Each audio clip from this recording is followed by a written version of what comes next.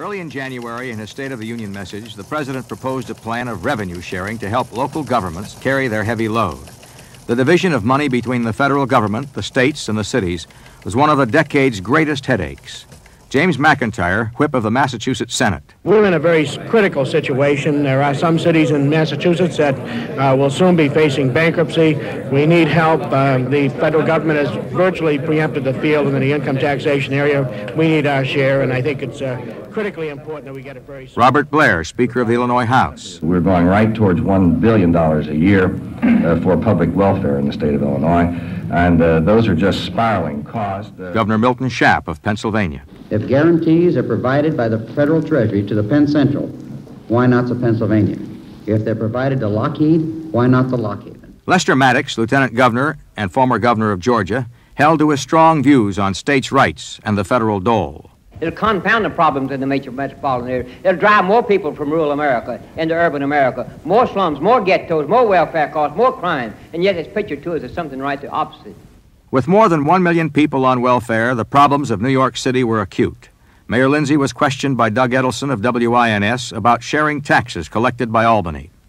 This year, the state legislature cut New York by $500 million in the middle of the fiscal year. They've never done that before.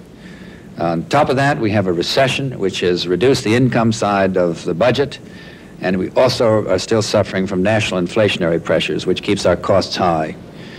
And so the problem is very real. As a measure of how bad things were for the states in 1971, California was threatening to issue scrip, as it had done during the Depression. Things could have been better in 1971. Throughout 1971, considerable numbers of people allegedly involved in militant activities were either in jail, released, or still awaiting trial. Angela Davis, Bobby Seale, and Leslie Bacon, who was accused of knowing who put a bomb in a Capitol men's room on March 1st. Several former New Jersey officials were put away for extortion, and the mayor of San Francisco was indicted for bribery, which did not stand in the way of his reelection in November. On March 30th, Charles Manson, found guilty in the Tate LaBianca murders of 1970, was given the death sentence. When the court finally adjourned, KFWB reporters got to Marie Messman, one of the jurors. What influence do you feel the verdict you reached today will have on young people throughout the country? Well, I hope that it will be a lesson to them that you just can't go into a person's house, and butcher them up. I mean, we have to protect our homes, and I hope that this is the beginning. Otherwise, I've wasted all this time because... The Manson affair, with its bizarre, lunatic characters, was brutal and shocking, but the scheme of a single madman. The Lieutenant Calley affair, Calley was sentenced to life on the day Manson was given death, had far greater moral implications. A well-trained, disciplined American soldier had allegedly fired knowingly on screaming women and children. Reaction went far beyond the pitiful figure of Calley himself. Senator Abraham Ribicoff. Calley should not bear responsibility for actions that are the responsibility of an entire nation, and they are a responsibility of all of us. Senator George McGovern. Well, frankly, I'm deeply disturbed about the handling of this entire incident. If what Lieutenant Calley did was wrong, and I'm not arguing that issue, then the bombing and shelling of villages all across Indochina was wrong.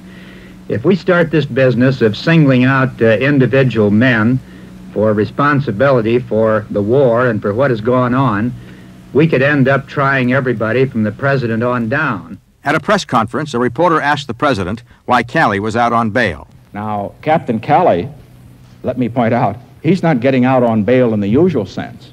He is confined to quarters on the base. He is, therefore, not free in the sense that somebody getting out on bail is. I'm simply saying that I feel that a man who has a long process of appeal ahead of him and who is going to be confined to quarters in any event, that this was the right thing to do under these circumstances. Station WIND in Chicago spoke to two former Army captains, one a Green Beret who had received the same kind of training as Calley. We've had 59 convicted for murdering civilians in Vietnam. None of them are going to serve any more than 6 months or a year, but yet Lieutenant Calley's case has ripped our country to pieces. Lieutenant Calley is, in the truest sense, is a victim of the Vietnam War. he carried the mythology in Vietnam to its logical conclusion. I mean, he really believed, like in basic training and you learn in Vietnam, the only good gook's a dead gook. And he followed that to its logical conclusion. He searched and destroyed, he was in a free fire zone, he shot anything that moved, and he got a body count for the promotion of the colonels and the generals. General Custer got credit for the body count at My Lai, 128 dead and only 4 weapons captured. Callie's superior, Captain Ernest Medina, was speedily acquitted of ordering or condoning the massacre, and he was allowed to retire from the Army. I just feel that it would be very difficult for me to continue as a commissioned officer and to wear the rank of an officer and to continue wearing the uniform that I'm so very proud to wear. If you're for freedom of choice, why your people were out there blocking those buses? 1971 was not a memorable year for great progress for black Americans. Buses rolled. Black unemployment ran higher than the white jobless rate. Low-income housing faced opposition in white neighborhoods of the middle class. But there was a hopeful sign. Secretary of Health, Education, and Welfare, Elliot Richardson, pointed out that 90% of black children in the South were now in desegregated schools. Yet Richardson complained that the school problem was far from resolved.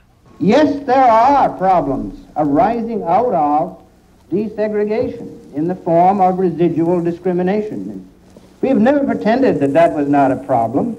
We are doing all we know how to do to correct it. First of all, we've got to find out where it is.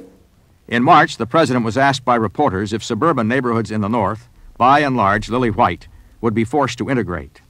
I do not believe that that kind of forced integration is either constitutional, and it certainly is not required by the law. A case in point was Forest Hills, New York, where residents protested violently a low-cost housing complex for inner-city residents. The president was criticized by many blacks for failing to hear their problems. In the spring, the president met for the first time with the Congressional Black Caucus and listened to its views and demands. 2 months later, in May, Congressman William Clay of Missouri complained. I get the feeling that there seems to be a great need for us to continue our dialogue with the president because apparently he didn't get the gist of what we were trying to import to him. 1971 saw the Supreme Court hand down an opinion that would force busing of children to integrate primary schools. In many towns, north and south, the reaction was violent, to the point where the buses themselves were set on fire before school opened. No one seemed to be for it.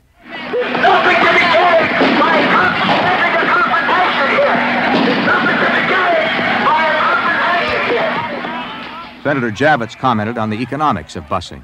When busing is ordered, many school districts simply can't afford it. And therefore, if we're really going to help them to desegregate, the federal government, under emergency school aid, has to put up some of the money. Therefore, I think it's most unfortunate that the president has indicated that the policy of the administration is against that. I think with one hand it frustrates what with the other hand, to wit the courts, we are ordering to be done. During the year, the Black Panther Party could rejoice that several of their leaders got favorable verdicts in the courtroom. A trial in New York acquitted all 13 Panthers. 12 were acquitted in Detroit. In August, Huey Newton was released after a mistrial. In New Haven, Bobby Seale and Erica Huggins faced a jury for their part in the slaying of Alex Rackley, but a mistrial was declared and they were released. But on August 21st, George Jackson, still in San Quentin, was gunned down in the prison yard in an apparent try for freedom. Comment came from James Baldwin, living in Paris. Oh, I don't think it was ordered by somebody. I think it was dictated by a system. And the system made the deaths absolutely inevitable. It was a bad nigger, a bad example to other slaves. As they are in each year, many milestones were passed.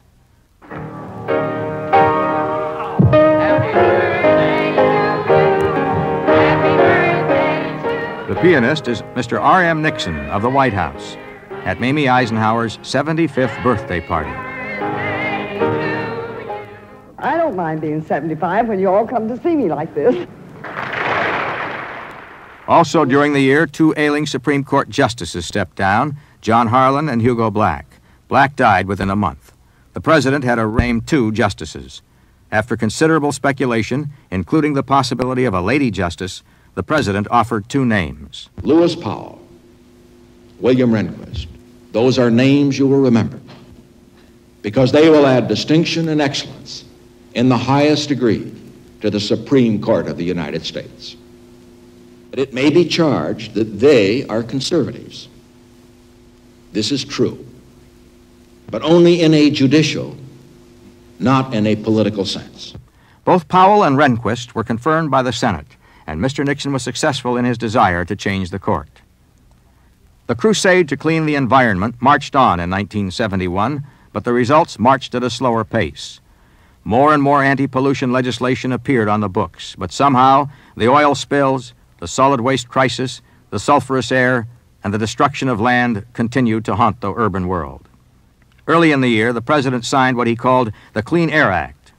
If this bill is completely enforced, within 4 years, it will mean that the emissions from automobiles, which pollute the environment, will be reduced by 90%.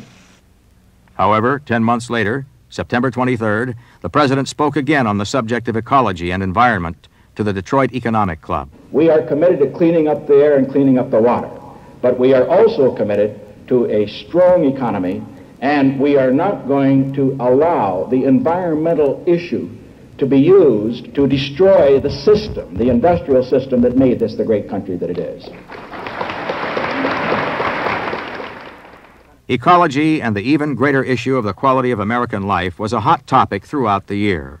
William Ruckelshaus, Environmental Protection Agency Administrator, was questioned in Pittsburgh on June 8th about the accomplishments of his department. It's a little early to say. We've introduced some 14 new pieces of legislation. The administration has Congress. None of them have passed as yet. In education, too, good plans and well-intended promises were still a long time in coming true. Money was the big story, and in an address to the Knights of Columbus on August 17th in New York, the President made this promise to listeners concerned over the future of parochial schools. At a time we see those private and parochial schools which lay such stress on these religious values, as we see them closing at the rate of one a day, we must resolve to stop that trend and turn it around, and you can count on my support to do that. Earlier in the year, CCNY students held a rally in Union Square to protest increases in fees, among other things. The visiting celebrity was, of all people, Zero Mostel. I guess the reason they have me here is because I graduated City College in 1935 when admissions were free.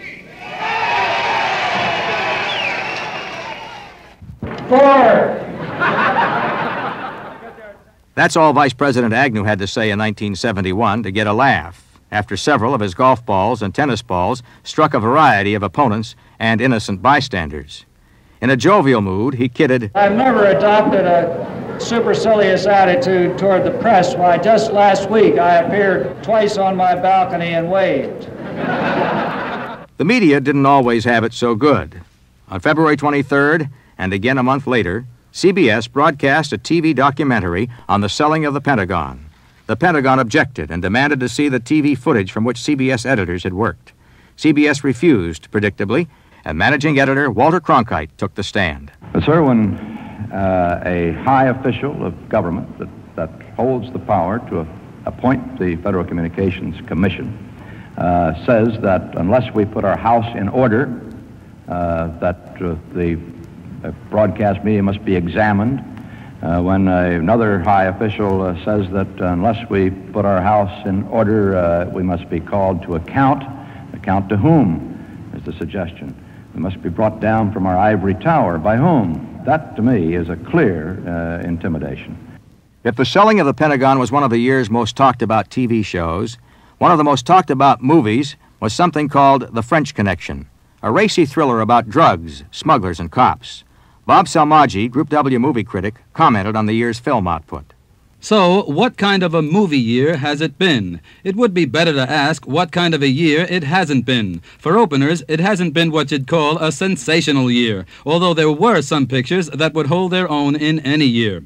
Too many young, new-breed filmmakers were handed the ball, only to fumble dismally. Moviegoers were swamped with chaotic bleatings about the generation gap, uptight America, and the drug scene. And it hasn't been an encouraging year in regard to those terrible twins of the sinful cinema, sex and violence. America had become a collective voyeur, victim of the peep show syndrome, while brutality and blood were mainstays in 2 out of 3 movies. But the signs were unmistakable in 1971. Movie audiences were becoming bored with sex. in the movies at least, and the violence has indeed begun to level off. Except for Love Story, it wasn't a happy year for Hollywood's producers. Once again, box office returns showed up sadly anemic. Desperate theater owners began charging customers just $1 a ticket in an effort to bring back the lost audience, the over 30 crowd. They even began throwing in a second feature, Shades of Yesteryear. Riding the crest of 1971's top movie output was such winners as The Last Picture Show, Desperate Characters, The French Connection, Sunday Bloody Sunday, The Hellstrom Chronicle, Carnal Knowledge, Johnny Got His Gun, The Garden of the Finzi Continis, and The Go-Between, among others. Cinematically speaking, 1972 has to be a better year for moviedom. It couldn't be any worse. This is Bob Salmaggi. All the law and order rhetoric of the recent past failed to impress the criminals. One had the feeling that criminals were becoming more inventive. Undoubtedly, the most ghoulish crime of the year unfolded in Sutter County, California in May. Number 1, as you know, has been identified as Kenneth Edward Whitaker. Number 2 is unidentified. Number 3 is unidentified. The bodies were found one by one in the fields, badly mutilated and dismembered. A farm labor contractor, Juan V. Corona, was still under indictment as the year ended for killing 25 farm workers. Number 9 has been tentatively identified as Bill Kemp, K-E-M-P. Number 10 has not been identified. On June 28th, an Italian-American civil rights rally in Columbus Circle, New York, was presided over by Patriarch Joe Colombo, well known to both sides of the law. About noon, this soundtrack was recorded.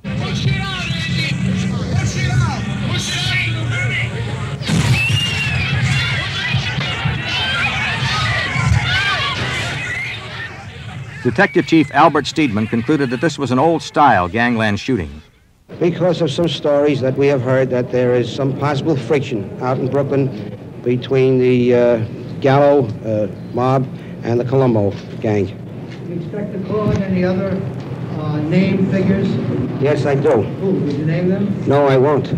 Colombo survived with severe brain damage and great loss of his faculties. Throughout the summer, the Senate investigated organized crime. One of the star witnesses was Vincent Teresa, formerly of Brighton, Massachusetts, an expert on stolen cars and credit cards. The senators were fascinated with his version of the loan shark racket. We named the company after one of those fish from South America, you know, the piranha fish that when you fall in the water, they clean you right down to your bones in a matter of a minute. The man-eating fish. Man-eating fish, that's it. You think that was an appropriate name for this Well, company? we wanted to be known as a tough outfit. Tough outfit. Well, we had a live piranha in a fish tank there. Yeah. We used to tell our customers, if you don't pay, we'll stick your hand in. The criminal enemy took many ugly forms. Group W reporter Stan Brooks talked with people in Harlem along the stretch of 8th Avenue around 110th Street, known as the worst street in the city for drugs. We find that white people in America who control the power in this country have no intention of dealing with the narcotics problem. Simply because, number one, the police are involved, the police make money off of it, the politicians are making money off of it, everybody's making money off it. Stan Brooks' Drugs in Harlem series was broadcast the week of August 3rd. It was a prelude to the open hearings of the Knapp Commission on New York police corruption, which began October 19th. In many cases, it's just an absolute finger job by the undercover agent. He is supplied with the narcotics that he says he has bought off the individuals by the team that he's working with. In other words, they'll give him like maybe 10 decks of heroin, and he'll go out and he'll say... Patrolman William Phillips, a cop who had bailed himself out of real trouble by cooperating with the commission, sketched an appalling picture of graft, exploitation, and greed among plainclothesmen. They make his records, turn in 2 decks of heroin, and then the fellow is arrested. Commissioner Murphy, who had tried to anticipate the commission by reshuffling hundreds of cops, tried to discredit Phillips. The man admits to many crimes in the past, in effect. Because he has been caught in a serious crime and has been given the opportunity to cooperate with the commission, and I think all of us have a duty to evaluate everything he has to say in that context. He's a man on the hook. He's squirming to protect himself. The year's ultimate drama on crime, police, and punishment began to unfold September 10th in western New York State at Attica State Prison. The story of Attica had its beginnings in the rumbles at the Tombs in New York, Joliet, and San Quentin. The actors were inmates, 2,200 of them, 85% black and Puerto Rican. The 33 white hostages and their relatives on the outside, the commissioner, the hand-picked mediators, and the governor. On September 10th, 1,000 inmates seized the territory known as Cell Block D and made known their grievances. These people in here are treated like dogs. Not only the black, the Puerto Rican, the black, and the white.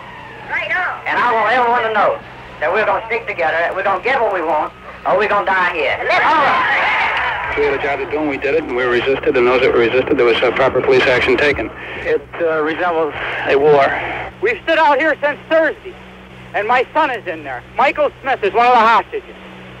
At 3 o'clock this afternoon, we was led to believe that there was going to be a definite decision. They was going to bring him out.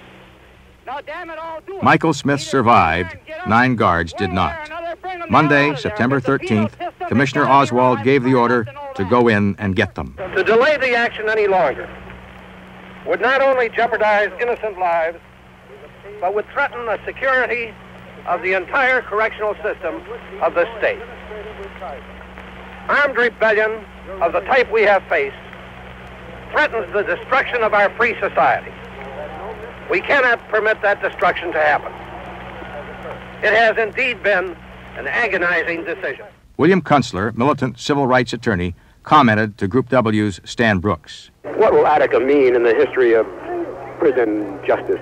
I don't know, but to many people on the outside, people who are related ethnically or in some sympathetic way to the prisoners here, I think that they will remember Attica as a symbol. I don't know what its offspring will be and how people will react to it, but I think there will be strong, vigorous, and maybe even violent reactions to what happened here today.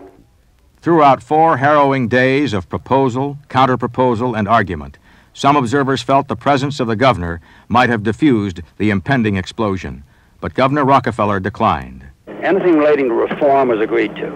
When they turned that down, then it indicated that it wasn't just reform, that there were revolutionary political interests involved here.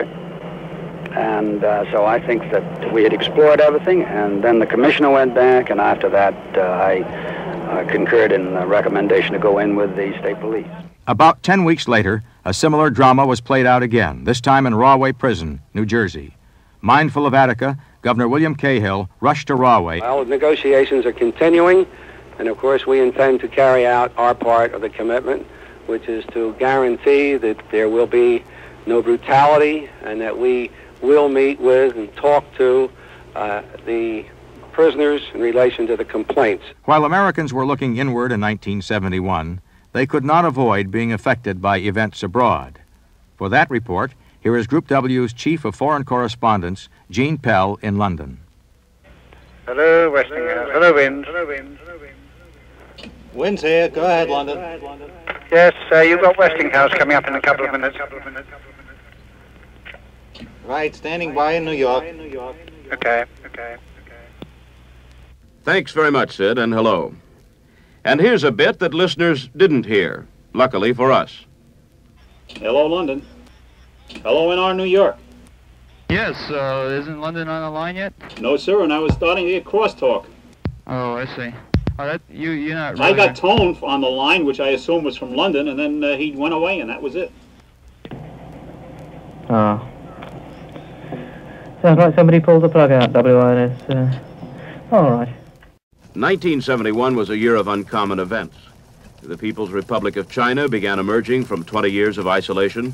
A monetary system which had served the Western world for 25 years suddenly proved inadequate. A war in Southeast Asia continued to unwind, while a new war erupted on the Indian subcontinent, and the potential for war remained ever present in the Middle East. For the United States and for her friends and enemies, it was a year of reappraisal. Old concepts and alliances were questioned, new ones born or at least conceived. Russia's Brezhnev, Kosygin, and Podgorny were all over the map, working assiduously to develop the image of peacemakers. President Nixon announced he would go to Moscow to see them, but first to China to see Mao and Zhou. Some wags predicted his most difficult problem would be sorting out the exchange rates when he got there. But then that was a problem for any American abroad in 1971. And nowhere was that a bigger problem than here. The United Kingdom will change over to decimal currency on Monday, the 15th of February, 1970. February 15th was D-Day in Britain, Decimalization Day, when the great currency switch began. The BBC ran commercials using both a tot named Sebastian and a group of rock singers to explain the new money. As we now know that 5 pence are 1 shilling, so we simply multiply by 5. So 5 pence equals 1 shilling, 25 pence is 5 shillings. 1 pound is 100 new pennies, 100 new pence to the pound. An additional problem was the Great Postal Strike of 1971 that lasted till March 8th, so thousands of pamphlets about the new money were not delivered. Most Americans, and most Europeans too, were baffled by the international currency crisis in May. In retrospect, all that seemed like a preamble to the crisis that followed the president's unvaluation of the dollar on August 15th. Most of Western Europe's banks refused to exchange dollars at any price, and businesses followed suit, to the dismay of tourists. Now, I'm not very good at mathematics, but my guess is that they took my pants off. I don't know. All this money we got, we can't even spend it. How about that? We went to 2 banks. One bank wouldn't exchange, and the other one was $2.60 on the dollar. Sum up my feeling in a few words, there'd be confusion. Another part of President Nixon's game plan was a 10% surcharge on all imports, to which Europeans did not take kindly. Lengthy comment came from Rolf Dorendorf, chairman of the Common Market Trade Commission. I personally am very unhappy about the fact that President Nixon chose to talk about the unfair practices of others in a case in which one can really only discover a clear defense of American interest, which it is. By the end of the year, the administration had been forced to raise the price of gold and thus officially devalue the dollar. European currencies and the yen were readjusted, and a new hope for stabilized exchange rates and expanded international trade was evident. 1 pound is 100 new pennies, 100 new pence to the pound. 1 pound is 100. For the first time in 20 years, Britain seemed close in 1971 to entering the common market. Prime Minister Edward Heath had staked his political career on persuading the British to consider themselves a part of Europe. If we miss this opportunity, it will not easily occur again. And the disappointment which would sweep over Western Europe would be as nothing compared with the joy of those in other countries who wish Europe to remain divided and weak. Heath and President Pompidou met on May 22nd to discuss an economic union. Bernard Redmont gave it this interpretation. Mais je crois pouvoir dire que sur bien des points essentiels, President Pompidou remarked that on many essential points, and notably on the general conception of Europe, its organization and its objectives, our views are sufficiently close for us to continue without pessimism. Je suis convaincu que nous vivons un moment historique, comparable à celui d'il y a 20 ans. This sudden rapprochement between nations may have raised in English hearts the specter of having to learn the French language, or worse, Italian, German, and even Spanish. Group W introduced listeners to a sample of a universal language. Novas del Naciones Unite, le representantes del Repubblica de Ruritania ha submitite all'Assemblea General del Naciones Unite un mozione concernente le possibili explorazioni del planeta Mars. Neither language barriers nor trade barriers were solved during the year. On October 28th, Parliament voted aye, and the stage was set for British entry. One of the first EEC problems would be the price of meat. As if on cue, a new play opened in London, Andy Warhol's Pork. The critics roasted it, but a member of the cast thought the play was great, and Warhol, short of magnificent. He's a great artist, and he can do everything. I think he's fabulous because he's real, and everything he does is real. I think he's going to bring realism into every field that he goes into, and it needs it.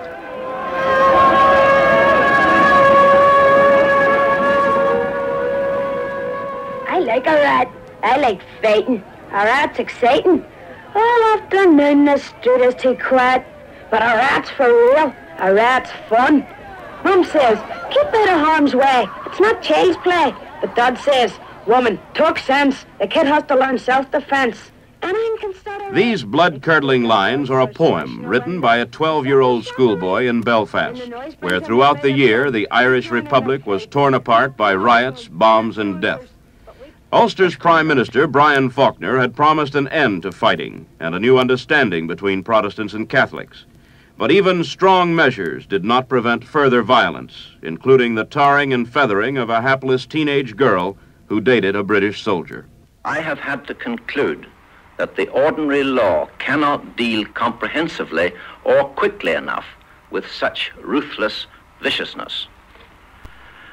I have therefore decided to exercise, where necessary, the powers of detention and internment vested in me as Minister of Home Affairs. Spokesmen for the illegal IRA were rare enough until a secret press conference was held in Belfast, according to correspondent Fred Kennedy, right under the noses of the British patrols.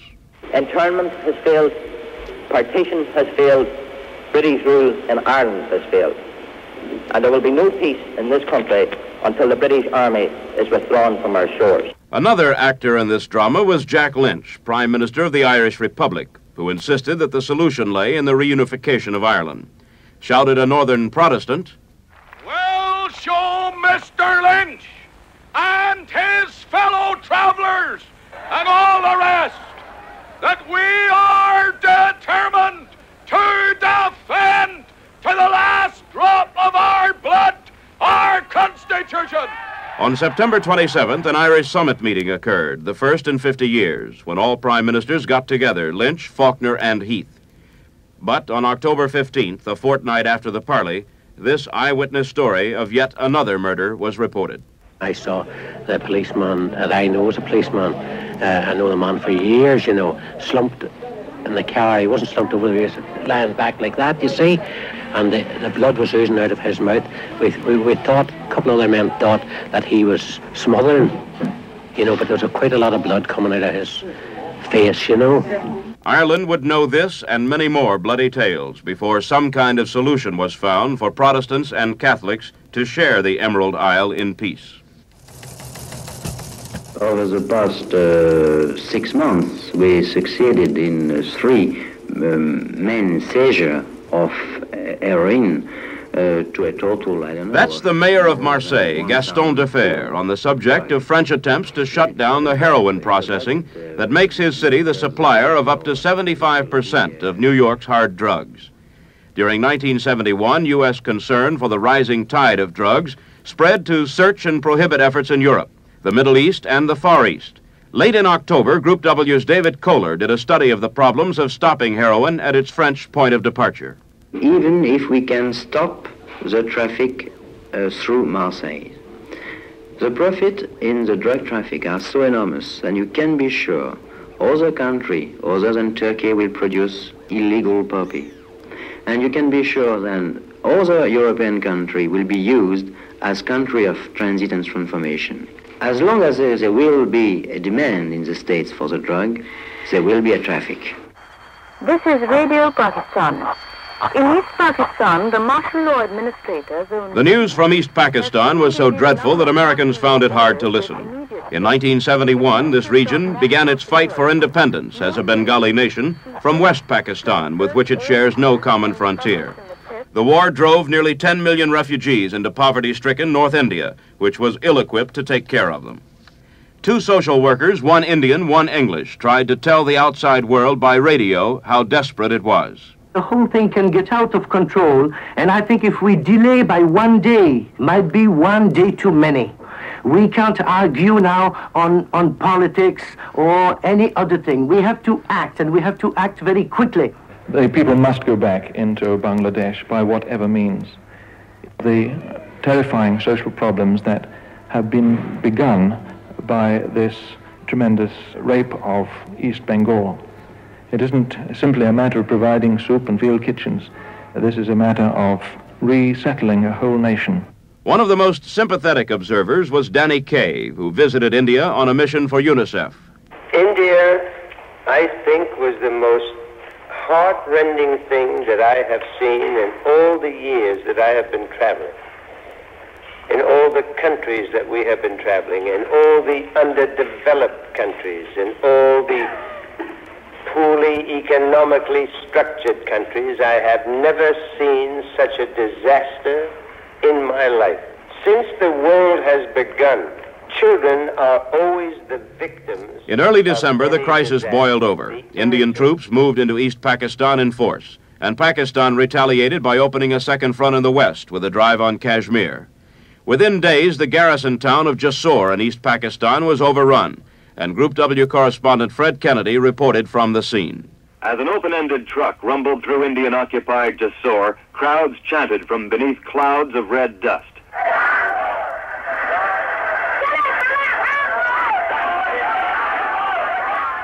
Joy Bangla, long live Bangladesh. Throughout occupied East Pakistan, the scene repeated itself. But after the dust settled, the visible effects of the civil war and the current fighting emerged. Poverty, bridges blown up, buildings destroyed, and everywhere open spaces. People had long ago left to find security from the civil war. It seemed the Indian Army would quickly rout the isolated Pakistani forces in the east, and India's Chief of Staff, General Sam Manekshaw, broadcast an appeal and a threat to the Pakistani soldiers. Your Air Force has been destroyed, and no help can come to you by air. Nor can you get out from here by air. As the year ended, no one could be sure what 1972 would bring to the subcontinent, except that it was certain to mean more hardship, suffering, violence, and death for the people of India, Pakistan, and Bangladesh.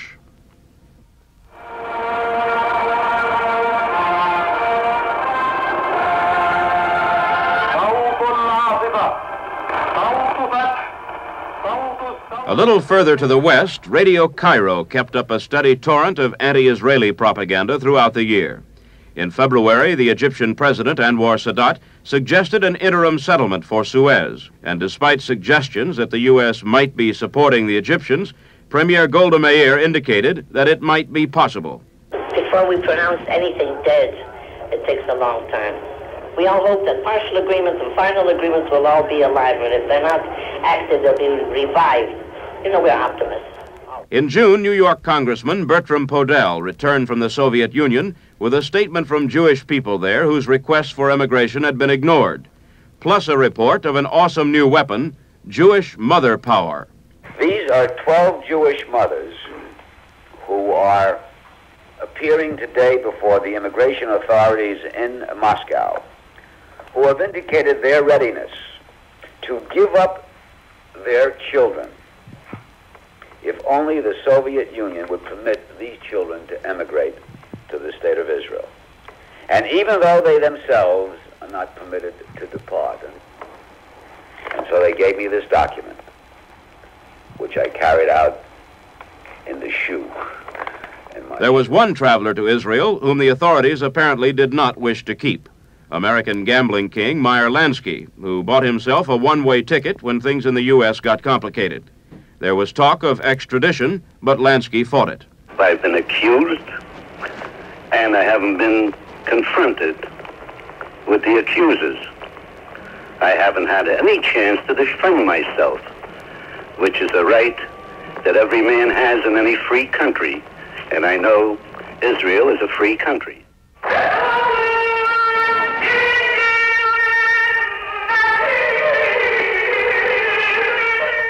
In the shadow of the ruins of Persepolis, a Persian cry announces that all is ready for the 2,500th anniversary celebration of the world's oldest monarchy. Royalty and heads of state from more than half the world's countries are gathering here in the South Iranian desert. That costly celebration in October made the year's Best Picture story and promised to further swell the tide of tourism to the Middle East, since the tent city would remain standing.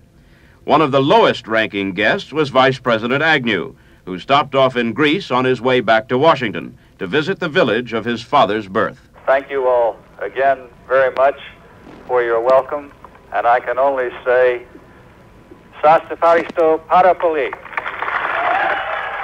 Another royal visitor was Emperor Hirohito, who last visited Europe exactly 50 years ago as Crown Prince of Japan. This time, Queen Elizabeth welcomed him in person. We cannot pretend that the relations between our two peoples have always been peaceful and friendly. However, it is precisely this experience which should make us all the more determined never to let it happen again.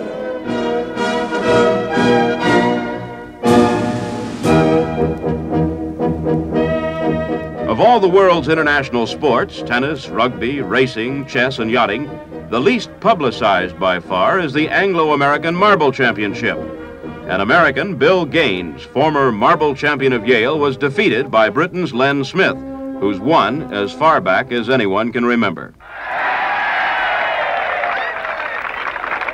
job. Thank you. Very good. Excellent. Best marble player I've ever met. Really. I'd like to come back, yes. I'd like to practice a bit and come back because, you know. And I'd be very pleased to see you. It'd be my pleasure, Anytime. Mr. Smith, really. And I'd like to bring some of your friends We'll from bring America. a team over next year. Certainly. Throughout 1971, a new and deadly international sport was gaining in popularity, the double game of hijacking and kidnapping, in which individuals are used as pawns for some illegal enterprise. The first major one took place in Ankara in March. 4 U.S. airmen were seized and held for ransom. Reporters questioned them about how they got away from the apartment where they were held. Next thing we knew, everything was quiet. They gathered up their belongings. We waited a few minutes to make sure that they weren't out there waiting for us. We went down the street, caught the first available taxi. The first hijacking of a plane to mainland China occurred in 1971. 4 Americans were aboard. Where did you spend the night? We spent part of the night in the terminal, and about 12:30 they put us in a bus and took us to a dormitory still on the air terminal compound, and they separated the 2 ladies and the stewardess from the men, and we slept in separate rooms with 4 beds in each room. And remember Raymond Minichiello, who hijacked a TWA jet for 7,000 miles at gunpoint last year. On May 1st, he was released after a short stay in an Italian prison. Also in May, there was the great Qantas caper. In Sydney, Australia, the airline was phoned that one of their flights had a bomb on board with a barometric device designed to explode if the plane descended below 20,000 feet. Captain Ritchie himself took down the money in 2 blue suitcases. We went down in the elevator together, and then he went on his own, which was required by the criminals. Captain Ritchie stepped through the automatic doors, carrying one of the blue suitcases in each hand, went over to the van. The window came down. The man waved a little key, which was the device that he had said he would adopt to identify himself. Captain Ritchie couldn't get the money through the window, which the man wanted, so the door had to be opened. He handed it over through the door. The door closed. Off went the van with the $500,000. No bomb was found on the plane, which eventually landed when it was nearly out of fuel, and only the rented van was found. There were other stories: killings, bravery, pollution, high finance, betrayal, and loyalty. We could not encompass all the exciting things that happened in 1971. The year's swan song may have been the story about the eccentric Briton, the Marquis McSweeney of Mashonaglas, who claimed he was learning to speak swan talk with his 2 pet swans, Lita and Hans. It goes something like this. No, no, no.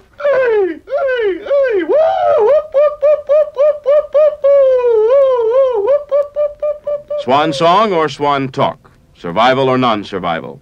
What is needed is perspective. Thank you, Gene. This is Sid Davis again. We have had a look at the world from the perspective of America and a look at the world from the perspective of Europe. Now, to return the focus to the United States again and to add up the year's significance for us here at home in America, here is Rod McLeish, Group W's chief commentator in Washington.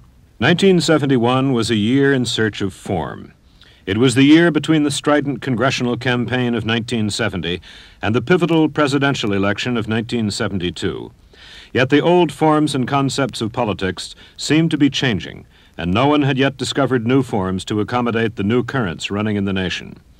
Perhaps the greatest symbol of the shifting nature of politics was President Nixon's year-end quarrel with the conservatives of his own party, who claimed that he had betrayed his and their principles with his overtures to China, his economic policies, and other initiatives. The assumption on the part of the conservatives, a traditional one, was that you could define principles by being against things such as China. Mr. Nixon, knowing otherwise, knowing that action was the key to leadership in the new situation, stood his ground. 1971 was also a year when the Democrats desperately tried to hoist someone from among their ranks into a position of sufficient authority and command to challenge President Nixon in 1972. Most of the Democratic contenders tried old forms, like Senator Jackson's anti-communism, Senator McGovern's anti-war posture, or an older American form, Senator Muskie's studied attempts to appear Lincoln-esque and above the struggle while actually thrashing around within it. None of this excited anyone because, again, it was old politics in a new situation. Even the so-called revolution of the late 60s became stale and irrelevant in 1971. Militant blacks were scattered or dead like Fred Hampton, in exile like Eldridge Cleaver, some in and out of court as Huey Newton, and some reduced to ignominy like H. Rap Brown, who was picked up not for triggering the apocalypse, but for armed robbery. Defining the new situation was the problem.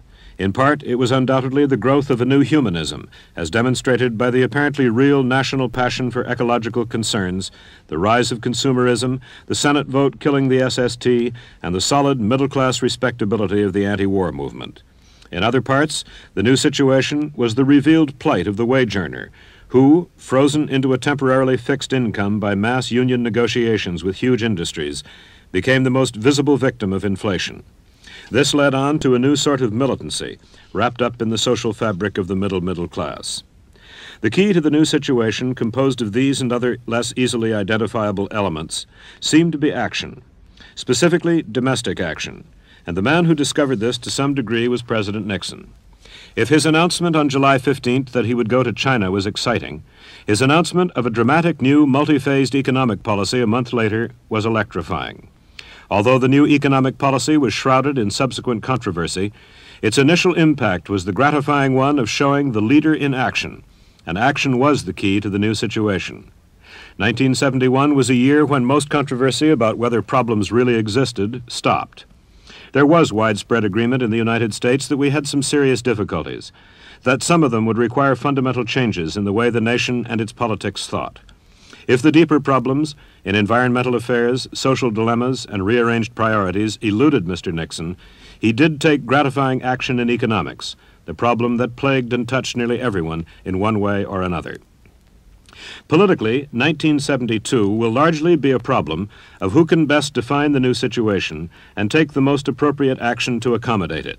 The cliché, and perhaps it's an accurate one, is that economics is the key to Mr. Nixon's fortunes in 1972. Certainly, the measured results of his economic policies will have greater bearing on the election next November than his trips to China and Moscow. Only a flare-up and reverse in Vietnam could have equivalent impact on a war-weary electorate. But in a deeper sense, the problem returns to form. Political parties have never meant less in this century than they do now. The absence of new and exciting politicians, or even old exciting politicians, these are the elements that still bewilder analysts of the American social and political condition. For every discarded form or political prototype, there should be a new one. The mystery of what those new political forms and men should really be will remain the basic question for 1972, and perhaps for the rest of the decade. This is Rod McLeish.